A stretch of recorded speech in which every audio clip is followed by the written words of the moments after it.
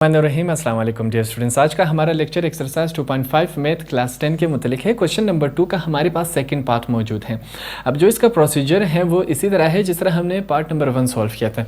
ये जो दो वैल्यूज़ हमने लिखी थी क्वेश्चन नंबर 2 के पहले पार्ट में मैंने आपको समझा दिया था और सॉल्व करके बताया कि ये वैल्यू हमारे पास कहाँ से आई, और क्वेश्चन नंबर 2 के तमाम पार्ट्स में हम ये वैल्यूज़ इस्तेमाल करेंगे। तो एक दफ़ा ये वैल्यूज़ हमने सॉल्व की तो अब मैं डायरेक्ट यहाँ पर इसमें यूज़ करूँगा, बार बार इसको सॉल्व नहीं करूँगा। ठीक है, अगर आपको ये समझ नहीं आ रहा तो इसी क्वेश्चन के पार्ट नंबर 1 में जाके देखें कि हमारे पास ये वैल्यू कैसे आई।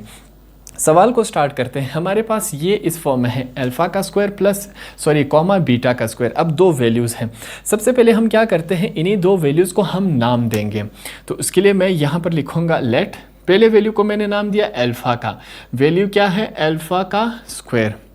दूसरी वैल्यू को हम क्या नाम देंगे, बीटा का, वैल्यू क्या है हमारे पास बीटा का स्क्वायर। हमने क्या किया, इन दोनों वैल्यूज़ को हमने नाम दिए अल्फ़ा और बीटा, दो नाम हमने दिए। अब सबसे पहले हम क्या करेंगे, सम ऑफ रूट को फाइंड आउट करेंगे।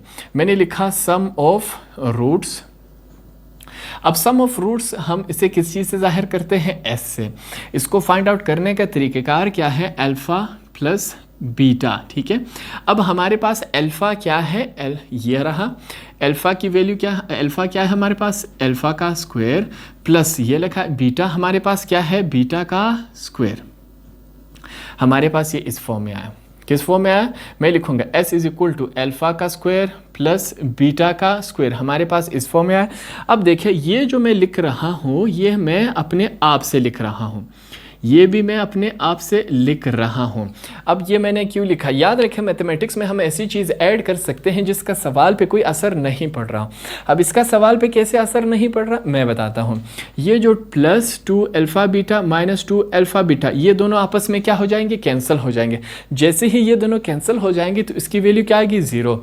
0 का सवाल पे कोई असर नहीं पड़ रहा, तो इस वजह से ये दोनों वैल्यू हम लिख सकते हैं।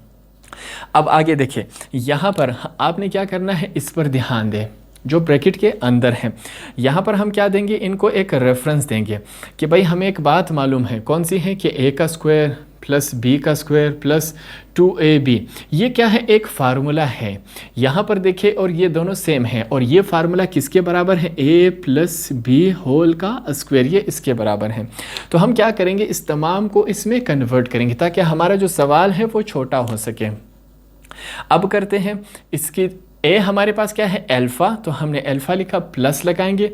बी हमारे पास क्या है बीटा, तो हमने बीटा लिखा, होल का स्क्वायर, तो इस फॉर्म में कन्वर्ट हो गया। आगे हमारे पास क्या बचा, -2 अल्फ़ा एंड बीटा, हमारे पास ये बचा है।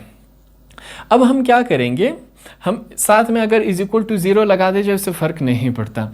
अब देखें अल्फ़ा प्लस बीटा और अल्फ़ा मल्टीप्लाई बीटा दोनों वैल्यूज़ मौजूद है कि नहीं, हमने ये दोनों वैल्यूज़ उठा के इसमें पुट करनी है। तो पुट करते हैं, क्या बनता है, मैं लिखूँगा s इज इक्वल टू, यहाँ पर अल्फ़ा प्लस बीटा, इसकी वैल्यू हमारे पास क्या है -7/2, इसको लिखा, होल का स्क्वायर कर दिया, इसकी वैल्यू ये रहे और ये वाला स्क्वायर लिख दिया, माइनस है फिर 2 लिखेंगे। अल्फ़ा एंड बीटा की वैल्यू हमारे पास क्या है -9/2, हमारे पास ये इसकी वैल्यू है। अब क्या होगा, यहाँ पर देखें, पहले इस वाले साइड को सॉल्व करते हैं। मैं लिखूँगा s इज इक्वल टू देखें यहाँ पर समझने की ज़रूरत है, -7 मल्टीप्लाई बाय -7, माइनस और माइनस क्या हो जाते हैं प्लस, 7 7 = 49, क्या बना हमारे पास +49। नीचे 2 का स्क्वायर क्या है 4, ये जो स्क्वायर है वो इसका भी है और इसका भी है, दोनों का है। ठीक है, अब आगे क्या होगा, माइनस और माइनस क्या हो जाते हैं, प्लस हो जाते हैं। ये जो 2 है वो 9 के साथ मल्टीप्लाई होगा, 2 9 = 18, 18/2, हमारे पास ये इस फॉर्म में बना। अब क्या होगा, एलसीएम लेंगे। उसके लिए यहाँ पर मैं क्या लिखता हूँ, टेकिंग एलसीएम। एलसीएम से क्या है, लीस्ट कॉमन मल्टीपल, तो एलसीएम लेते हैं। हमारे पास s इज इक्वल टू, नीचे इन दोनों का एलसीएम क्या बनता है, 4 और 2 का एलसीएम हमारे पास बनता है 4 ही बनता है। हमारे पास इन दोनों का एलसीएम क्या बनता है, 4 ही बनता है। सॉल्व करते हैं। अब देखिए 4, मैं यहाँ पर क्या लिखता हूँ, 4 1 = 4, ठीक है। ऊपर क्या मौजूद है पहले से, 49, तो 49 को हम ब्रैकेट में लिखेंगे। बीच में साइन कौन सा है, प्लस का। अब यहाँ पर देखें नीचे क्या है, 2 है, मैं क्या लिखता हूँ 2, 2 2s are 4, ठीक है। ऊपर क्या मौजूद है, पहले से 18 मौजूद है। इनको मल्टीप्लाई करवाते हैं, s इज इक्वल टू 49, 1 जब 49 के साथ मल्टीप्लाई होगा वही 49 प्लस 2 जब हमारे पास 18 के साथ मल्टीप्लाई होगा तो क्या बनेगा 36 होल का अपॉन क्या है 4 इज इक्वल, फिर से s इज इक्वल टू 49 में जब 36 ऐड करेंगे हमारे पास क्या बनता है 85 अपॉन 4। ये हमारे पास क्या हुआ, सम ऑफ रूट का हमारे पास पहले का आंसर है। इसको आपने क्या करना है, अंडरलाइन करना है। अब इसके बाद हमने क्या फाइंड आउट करना है, प्रोडक्ट। यहाँ पर मैं लिखूंगा प्रोडक्ट ऑफ रूट। हमने product of root find out करना है। इसको हम क्या नाम देते हैं, पी का। हमने पी का नाम दिया। इसको फाइंड आउट करने का तरीक़ेकार क्या है, अल्फ़ा डॉट बीटा। अब अल्फ़ा क्या है और बीटा क्या है, दोनों की वैल्यूज़ लिखेंगे हमारे पास। अल्फ़ा की वैल्यू हमारे पास क्या है, अल्फ़ा का स्क्वायर, हमने लिखा अल्फ़ा का स्क्वायर डॉट बीटा की वैल्यू हमारे पास क्या है, बीटा का स्क्वायर, तो हमने बीटा का स्क्वायर लिख दिया। हमारे पास ये इस फॉर्म में आया। देखिए नेक्स्ट स्टेप में मैं क्या करता हूँ, P इज इक्वल टू इन अल्फ़ा का स्क्वायर डॉट बीटा का स्क्वायर। इसको मैं किस फॉर्म में लिखता हूँ, अल्फ़ा डॉट बीटा होल का स्क्वायर मैंने कर दिया। अब P is equal to alpha dot beta की वैल्यू हमारे पास क्या है, -9 अपॉन 2। इस तरह हमने इसकी वैल्यू लिखी और होल का स्क्वायर कर दिया। अब इनको मल्टीप्लाई करवाते हैं। P इज इक्वल टू -9, देखें -9 multiply by -9 is equal to, minus और माइनस क्या हो जाते हैं, प्लस, 9 9s are 81। तो हम क्या लिखेंगे 81, नीचे 2 का स्क्वायर क्या होता है 4। तो ये जो स्क्वायर था वो इसका भी है और इसका भी है, दोनों का है।